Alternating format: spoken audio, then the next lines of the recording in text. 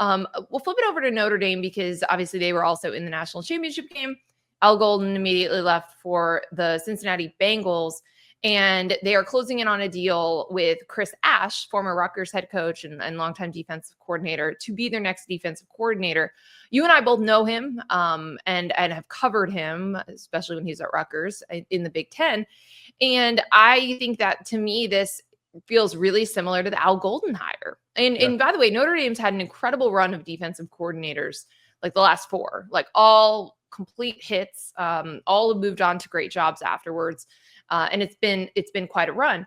But Al Golden, like, part of the way that people were talking about him this year was as this like resurgence and for his career, his reputation, all of this, because it took a hit after it didn't work at Miami as a head coach. And so it feels similar with Chris Ash. It's a familiar name, but the last time we saw him as a head coach, it didn't work. But he's still a great defensive coordinator, great defensive mind. And you bring in someone who has head coaching experience, who's coached at a lot of different places in high pressure situations, and they can come in. And I think it's a good hire. I think that, especially for the fact that you have to make it at the end of January, options might be limited, or maybe you can't get in as early as someone who decides to stay where they are for another year.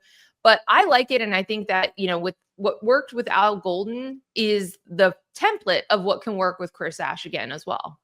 I'm totally there with you. And to touch on kind of like the parallels between the two, as you mentioned, both former head coaches, things didn't work out for them.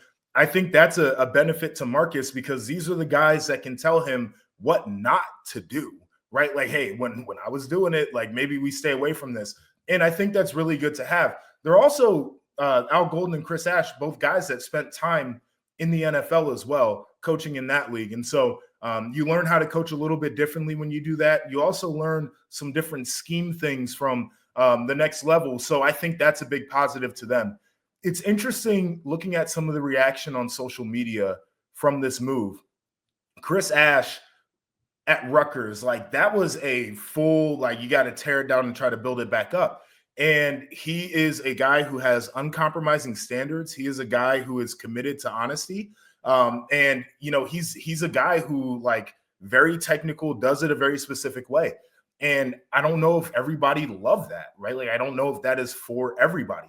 It worked for us when he was DC at Ohio State. He came in 2014, immediately turned us around and had us winning a national title. And so from my perspective, I think this is really good. And Notre Dame's guys can handle somebody who is very honest, and they can handle the type of pressure that he's going to put on them because it's Notre Dame football. And this is what they're used to. And those guys go there for that very reason. I'm excited to see this. I talked to Chris Ash yesterday, as a matter of fact, and I told him, like, listen, man, ready to cover you, like super excited about it. And we had a good chat. He's a great dude. He's a phenomenal coach. He can elevate every part of that defense, which was already playing well. And that's no shade to Al Golden because I thought he had those guys humming. But that's just how much I respect Chris Ash. Absolutely.